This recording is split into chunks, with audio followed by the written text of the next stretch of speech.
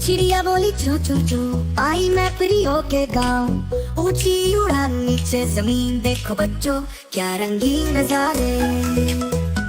चचो चिड़िया रानी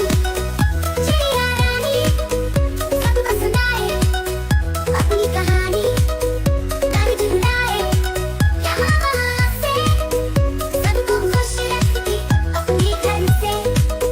चिड़िया रानी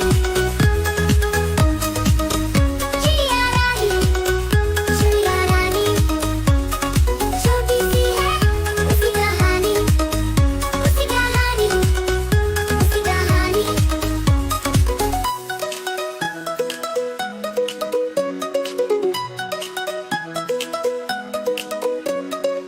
दादा तारा तारा दादा, दादा तारा तारा दादा, दादा तारा तारा दादा, दादा दादा तारा तारा दादा, दादा तारा तारा दादा, दादा तारा तारा दादा।